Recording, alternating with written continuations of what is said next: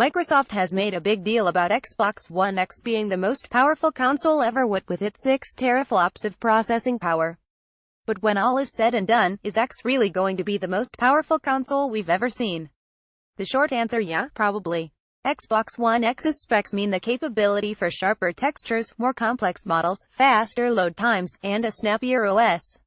Whether and how that will be used is up to developers. The longer, much more fun answer allow me to explain with a head-to-head of Xbox One X versus the competition. What's in a flop? First, the answer to what is a teraflop. Well, flop is short for floating operation per second, and tera means trillion, so 1 teraflop represents 1 trillion floating operations per second. As for flops themselves, it's just a way of crunching numbers to determine how quickly a computer can handle the tasks thrown at it, which, in the case of a gaming console, would largely revolve around rendering and physics simulations. Think of flops like the horsepower rating of a car. If a car has a rating of 300 horsepower, it could be said to have a better engine than a car with a rating of 100 horsepower. In the same way, a console with a rating of 6 teraflops has a better processor than a console with a rating of 2 teraflops. So now that we know what we're measuring, how does Xbox One X stack up? Take a look for yourself. The power of consoles has grown so much over the past few generations that anything predating the original Xbox doesn't show up on the scale. Even when we take out the current generation, some of our most beloved consoles barely register as a blip. All told, that's an 64,100 megaflops PlayStation 100 megaflops to 6,200 megaflops GameCube 9,400 megaflops Xbox 20,000 megaflops Xbox 360 240,000 megaflops 230,000 megaflops Wii 12,000 megaflops Wii U 352,000 megaflops 1,843,000 megaflops Xbox One 1,310,000 megaflops Xbox One S 1,400,000 megaflops 4 Pro 4,200,000 megaflops Xbox One X 6 million megaflops. In terms of raw power, it's obvious Xbox One X outshines all of its current competition, and blows previous generations out of the water. But wait, you say, some of these numbers don't make sense. The Xbox 360 and Wii U are more powerful than a PS3, and now you see why comparing teraflops alone isn't necessarily a good measure of performance. To go back to the car analogy, a Prius would likely beat a semi-truck in a race even though it has less horsepower, because it doesn't have to push as much weight. There are a lot more factors to consider here. The Xbox One X guts modern gaming consoles run on 4 primary components: a central processing unit CPU, a graphics processing unit GPU, a storage unit hard drive or flash drive, and random access memory RAM.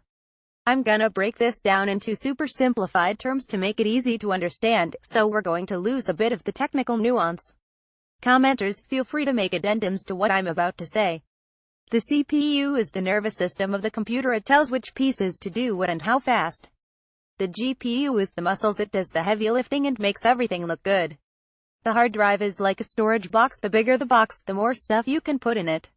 RAM is the number of hands pulling things out of that box. The more hands, the faster you can sort and pull out what you want. We already know Xbox One X's GPU is capable of 6 teraflops and what that means. So how does Xbox One X's CPU, storage, and RAM compare? Xbox One X has 8 CPU cores, each running at 2.3 GHz. The closest in competition is the PS4 Pro, which also has 8 CPU cores, though they're running at a slightly slower 2.1 GHz. The big thing to notice here is the jump between first-generation Xbox One consoles and Scorpio. That's nearly a 1/3 increase in speed, meaning faster switching between processes.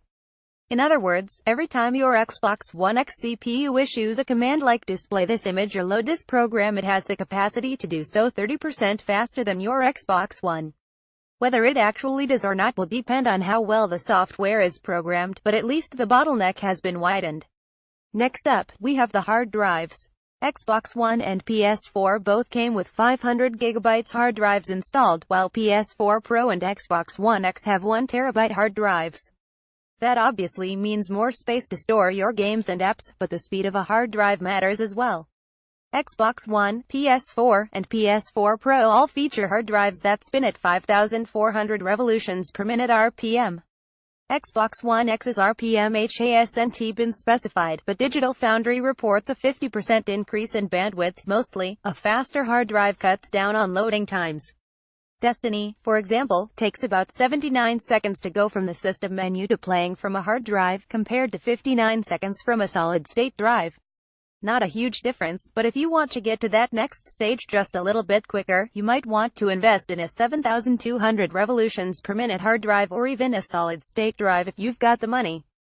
Other than the much-touted teraflops, the Xbox One X's new RAM setup is arguably its biggest improvement. The PS4, PS4 Pro, and Xbox One all feature 8 GB of RAM, running at variable speeds. However, not only does Scorpio feature the fastest running RAM of all the consoles, it also has more of it, containing 12 GB of what's called GDDR5 RAM. That stands for Double Data Rate Type 5 Graphics Random Access Memory, but all you really need to know is that it's the sexy new model and successor to GDDR4 RAM, which was the successor to GDDR3 RAM, and so on and so forth.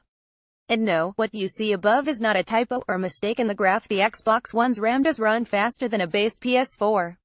However, Microsoft went with DDR3 RAM, which works a little different than GDDR-style RAM, while Sony went with GDDR5, so it pretty much had to run faster to keep up. Unfortunately, that gave a technical edge to Sony while introducing a bottleneck for the console. It didn't help that Microsoft also had 32 MB of embedded static RAM to help make the Xbox One better at multitasking. The company bet heavy on players wanting to snap between games and apps quickly, but it ended up being more of a headache than it was worth. Hence, no ESRAM for Xbox One X. What does this mean for games? While Microsoft has promised that there will be no Xbox One's exclusive games, it seems possible for developers to take advantage of the new hardware in ways that will make games running on Scorpio significantly different from their base Xbox One counterparts. The obvious method would be to use the GPU for increased resolution, and Microsoft has said that Scorpio will be able to render games in 4K. Digital Foundry reported a Forza Motorsport demo running at a smooth 60 frames per second when set to Xbox One quality settings with 4K resolution assets. Not only that, but said Forza demo only utilized 66% of the Scorpio GPU, meaning there's room for more visual enhancements. While Xbox One X doesn't specifically have a feature like PS4 Pro's Boost Mode, Microsoft has talked about how Xbox One X will run everything with smoother, more stable frame rates from backwards compatible tiles, unenhanced games and more. Xbox exec Albert Penello tweeted that the whole console is Boost Mode. While corporate vice president of Xbox Windows Gaming Mike Ibarra went into more detail, a lot of games written today for the S are written in dynamic resolution where, at certain times, it goes down and up depending on the scene. On X it'll just flatline all the way up the top. Even 360 games play better. Just the way they perform. A lot of those games had stutters here and there. This thing, it's great. Some loads times that take 15 seconds now take 7 seconds. That is a dramatic difference. Load times and things like that are so much smoother, and that all adds up.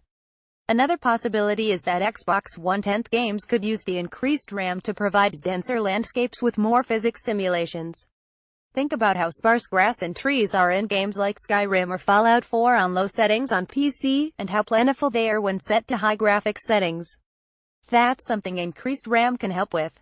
The faster CPU won't likely make much of a noticeable difference when it comes to games, but the painfully slow OS that Xbox One shipped with should feel just a teensy bit more responsive. If you use your Xbox One as a multimedia device, this will be a boon for you.